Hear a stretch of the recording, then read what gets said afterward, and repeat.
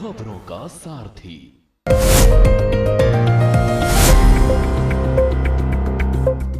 नमस्कार, के न्यूज के खास कार्यक्रम स्पेशल रिपोर्ट पे आपका स्वागत है। मैं हूं आपके साथ यशी शुक्ला और सबसे पहले बात करेंगे लखनऊ में सीएम योगी द्वारा जारी की गई यूपी स्टार्टअप नीति 2026 की। वहीं चंपावत धूरा में सशक्त बहाना उत्सव 2026 के भव्य आगाज पर रिपोर्ट देखें। साथ ही हम बात करेंगे अयोध्या में अलौकिक झूलनोत्सव और महोत्सव में उमड़ रहे आस्था के समंदर की, और चलते बात उत्तराखंड में अग्निवीर योजना पर हो रही सियासत की। चलिए चलते हैं खबरों के विस्तार में।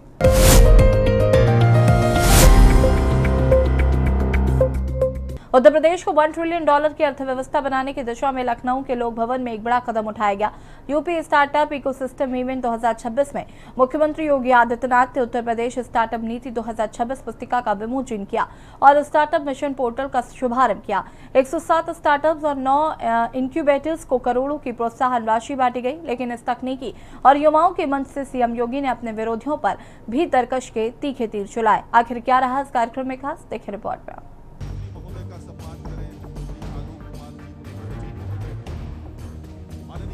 लखनऊ का लोक भवन और मौका नए उत्तर प्रदेश की उड़ान का। मुख्यमंत्री योगी आदित्यनाथ ने आज प्रदेश के युवाओं के सपनों को पंख देते हुए उत्तर प्रदेश स्टार्टअप नीति 2026 की पुस्तिका का विमोचन किया है। साथ ही यूपी स्टार्टअप मिशन के नए पोर्टल का डिजिटल शुभारंभ भी हुआ है।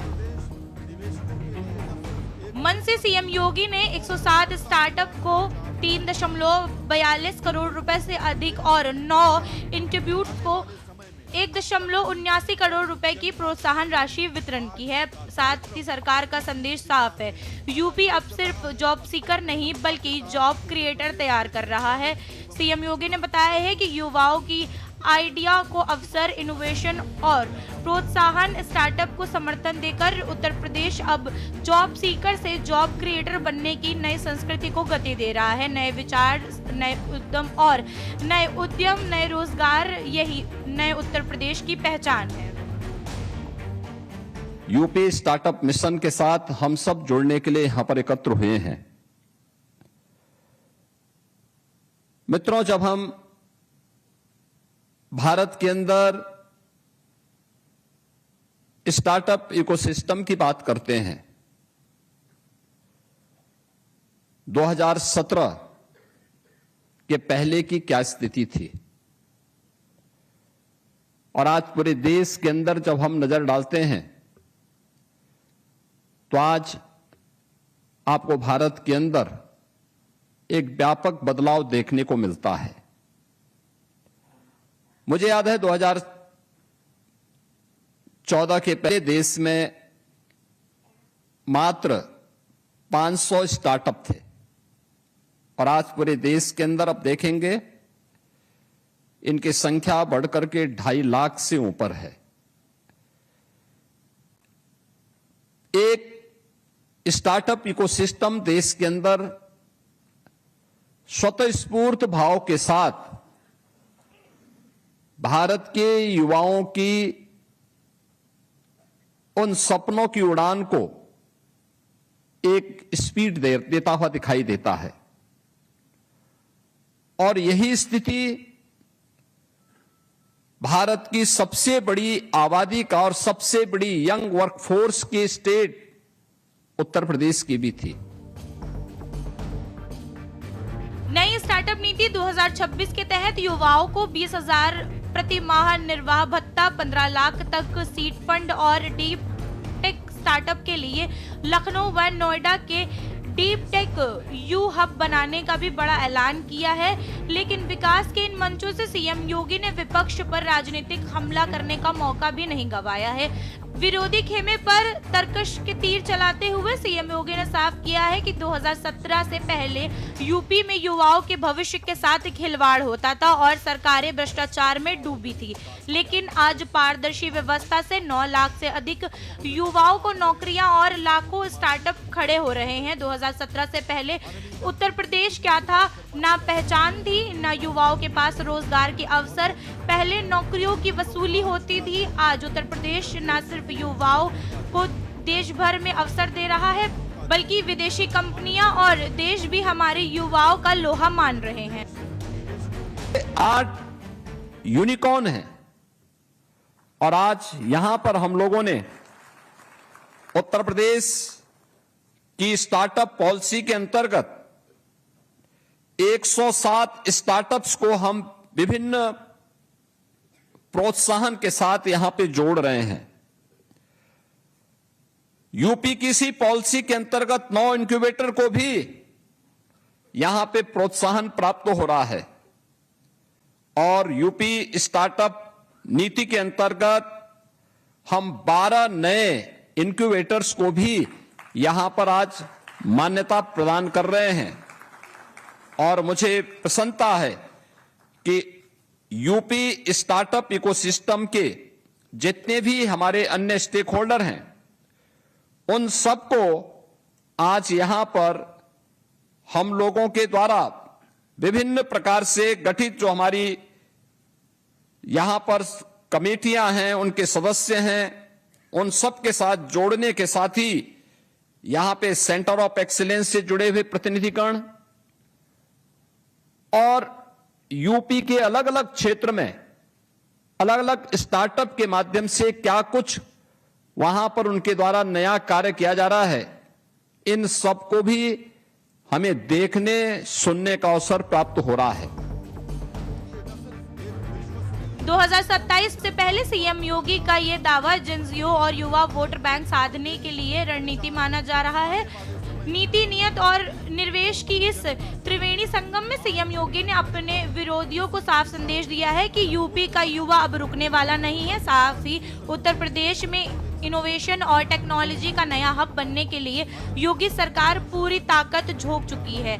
एक तरफ जहां स्टार्टअप को करोड़ों की वित्तीय मदद का तोहफा मिला है, दूसरी तरफ सीएम योगी ने अपने से सियासी पारों को भी गरमा दिया है। स्पेशल डेस्क रिपोर्ट, के न्यूज इंडिया।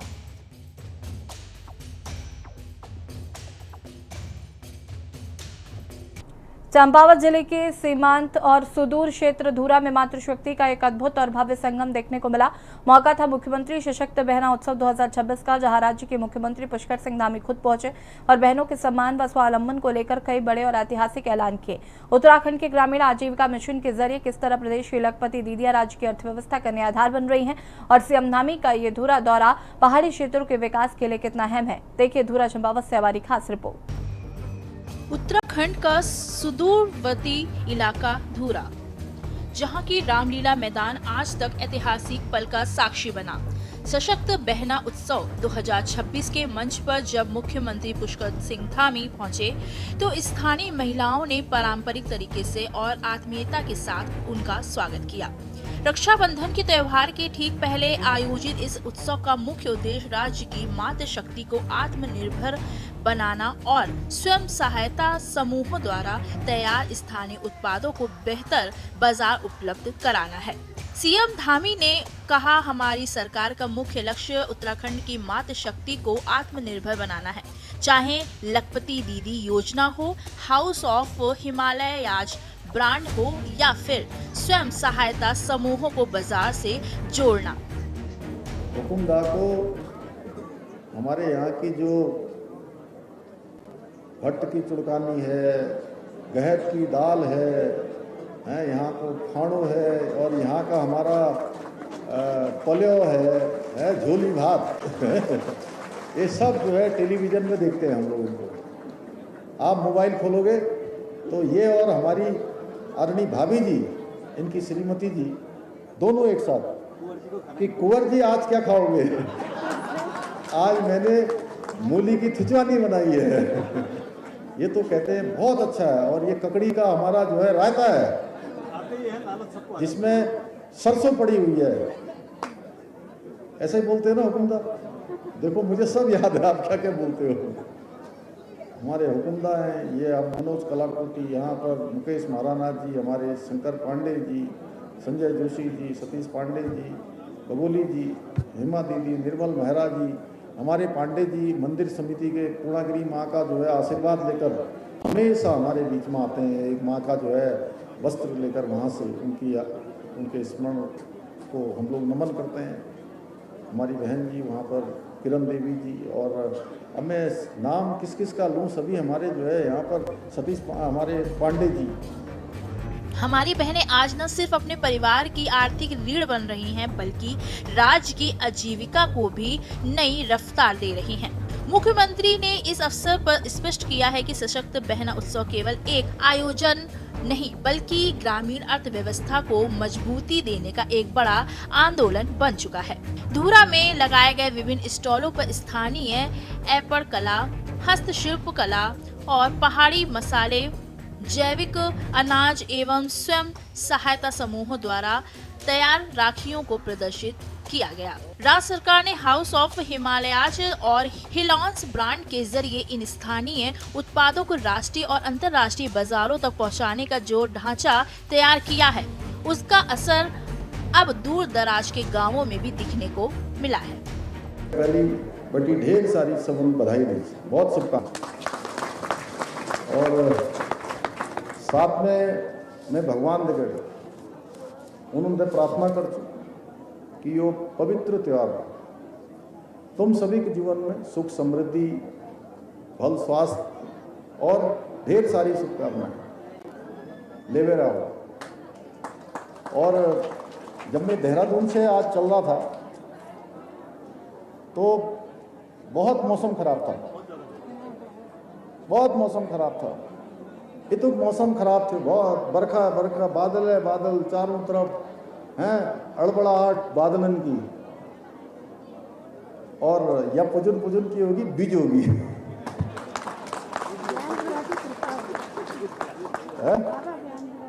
माँ पूर्णागिरी माँ हमारी जो है, बाराही माँ, रणकोची माँ, बाबा बयानधुरा बाबा, हमारे गजार बाबा, गोलजू बाबा, सब उनकी कृपा हो गए। और वहाँ थुल हमारे जो सब बहनिन की कृपा हो गए। बाबा जी, ये प्रार्थना में इतना दम होता है कि प्रार्थना जब हम यहाँ से करते हैं तो प्रार्थना हमारी भगवान तक जाती है, ब्रह्मांड तक जाती है, और ब्रह्मांड से वो जो है वैसे ही लौट कर आ जाती है जैसा हम सब सोचते हैं। सीएम धामी ने चंपावत जिले के चौमुखी विकास का भी विजन सामने रखा। उन्होंने कहा है कि चंपावत को एक आदर्श जिला के रूप में विकसित किया जा रहा है। कनेक्टिविटी सुधारने से लेकर दूरस्थ ग्रामीण क्षेत्रों में पेयजल, स्वास्थ्य और रोजगार के अवसरों को घर घर तक पहुंचाने का सरकार की प्राथमिकता है। महिलाओं के सम्मान और सुरक्षा को राज्य के विकास की मुख्य नींव बताते हुए उन्होंने अधिकारियों को निर्देश दिए कि विकास योजनाओं का लाभ अंतिम छोर पर खड़ी महिला तक पहुंचे। धूरा का यह सशक्त बहना उत्सव केवल रक्षाबंधन के त्योहार का जश्न नहीं है, बल्कि ये पहाड़ी इलाकों में महिला सशक्तिकरण की एक नई इबारत लिख रहा है। सीएम पुष्कर सिंह धामी के इस दौरे और उनके ऐलानों में साफ कर दिया है कि उत्तराखंड के दूरदराज के क्षेत्रों की मातृ शक्ति को मुख्य धारा की अर्थव्यवस्था से जोड़ना सरकार का सबसे बड़ा संकल्प है। स्पेशल डेस्क के न्यूज इंडिया।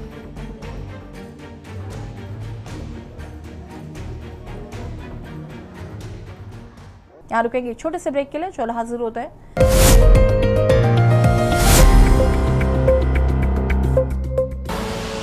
आप देख रहे हैं खबरों का सारथी।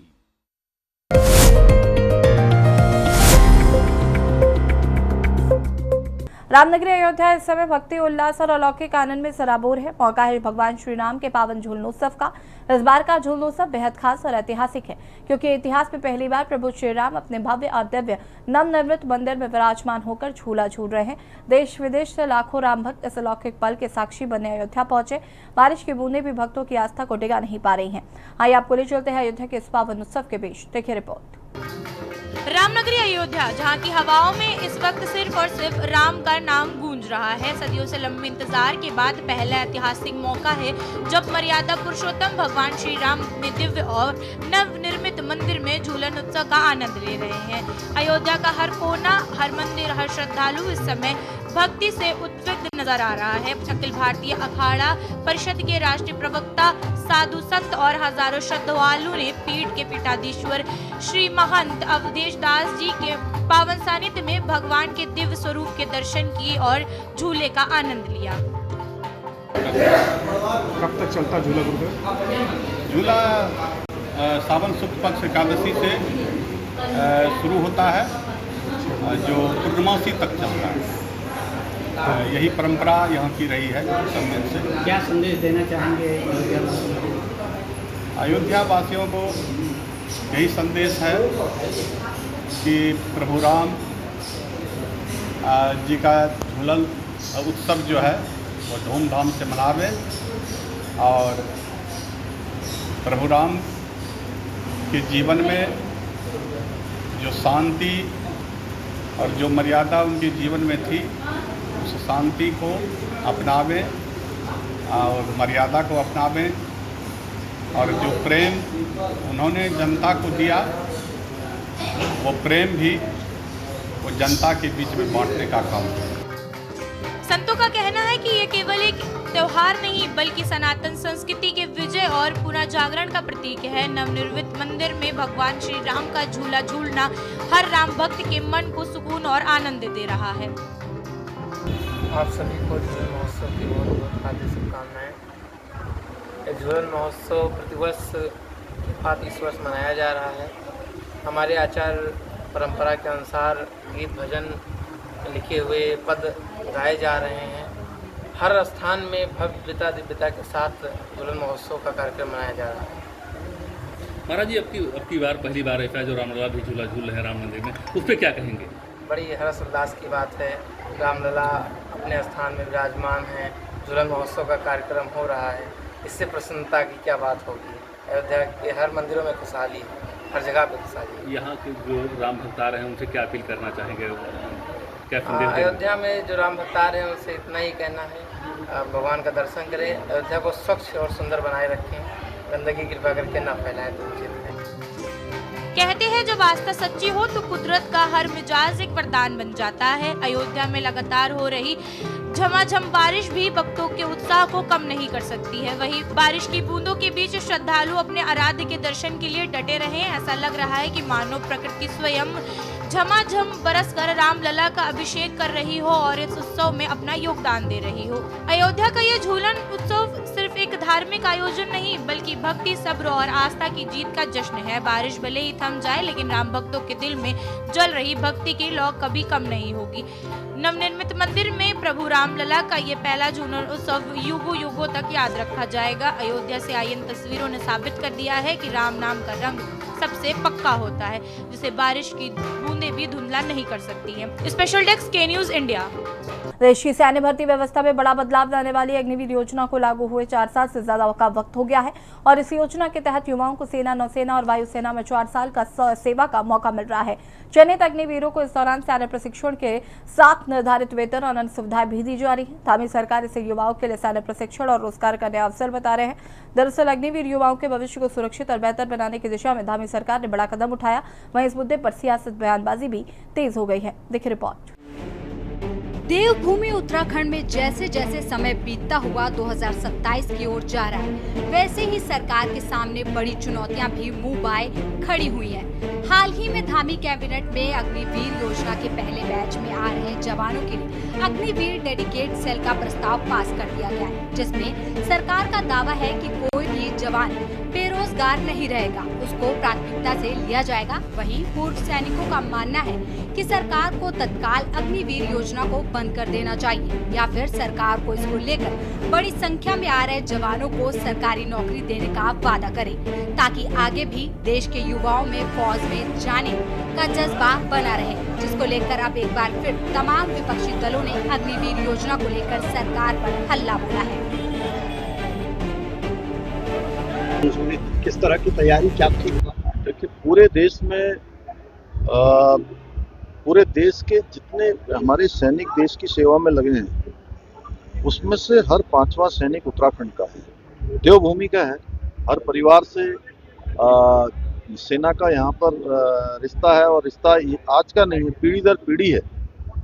मैं भी एक सैनिक का पुत्र हूँ और मैं इस जिम्मेदारी पर काम कर रहा हूँ।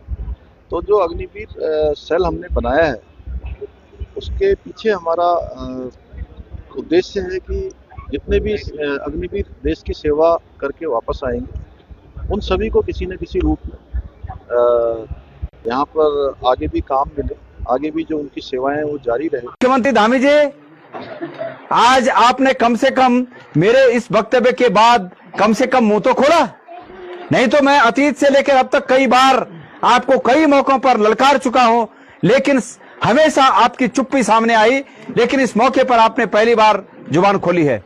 माननीय मुख्यमंत्री जी, मैं आपको याद दिलाना चाहता हूं कि अतीत में कांग्रेस ने इस देश में फौज में डायरेक्ट भर्तियां की और हमारे युवा जो सपना देखते थे कि हम फौज में भर्ती होंगे, आपकी सरकार ने और आपने उन युवाओं के सपनों पर कुठाराघात किया। आपने रेगुलर फौज की भर्ती को अग्निवीर में बदला।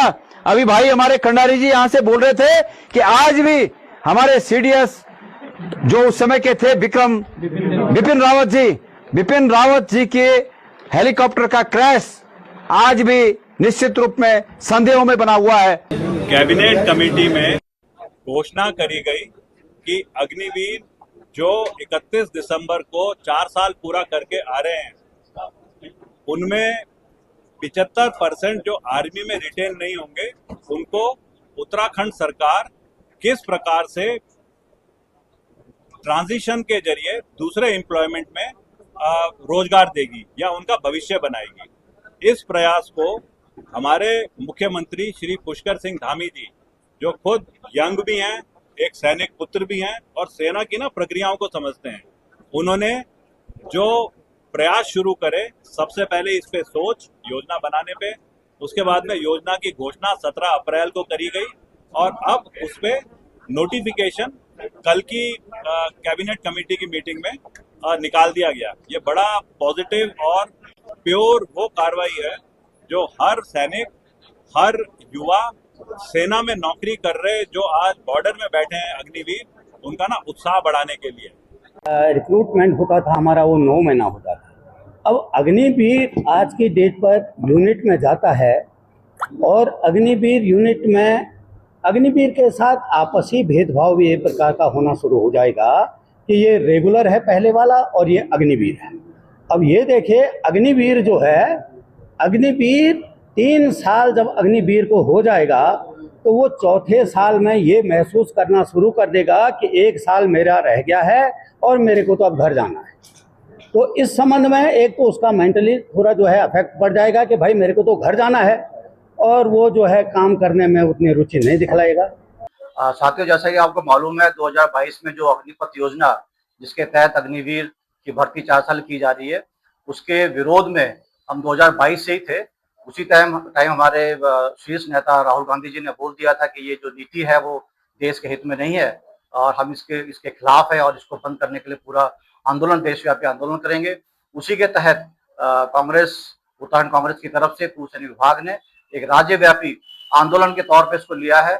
हमने 5 चरण पूरे प्रदेश में किए हैं और 5 चरण पूरे करने के बाद 3 चरण हमारे गढ़वाल मंडल में हुए, 2 चरण कुमाऊं मंडल में हुए। हमने 13 जिले पूरे कवर कर लिए हैं और जो हमको जनमानस से जो फीडबैक मिला है, सभी जनमानस जो है इस नीति के बिल्कुल खिलाफ है, क्योंकि ये युवाओं के रोजगार, उनके भविष्य के ऊपर बहुत बड़ा खतरा है। कुल मिलाकर अग्निवीर योजना को लेकर उत्तराखंड में शुरुआत से ही बहस जारी है।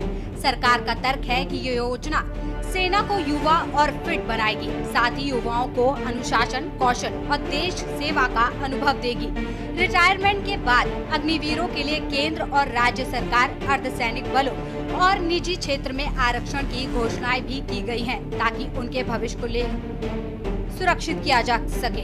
लेकिन उत्तराखंड जैसे वीरभूमि राज्य में इस योजना को लेकर संशय अभी भी बरकरार है। यहाँ के परिवारों के लिए सेना में स्थायी नौकरी सिर्फ रोजगार नहीं, बल्कि परंपरा और सम्मान का विषय भी है। 4 साल बाद नौकरी छूटने का डर अभिभावकों और युवाओं दोनों को परेशान कर रहा है। अब देखना होगा कि आने वाले समय में सरकार इस योजना में और क्या बदलाव करती है और विपक्ष अपने विरोध को कितना धार दे पाता है। लेकिन फिलहाल अग्निवीर को लेकर सियासी मंचों पर आपसी बहस और समाज दोनों में मंथन जारी है। Uttarakhand desk report. Special report में फिलहाल इतना ही। देखते रहिए के न्यूज़ इंडिया। नमस्कार।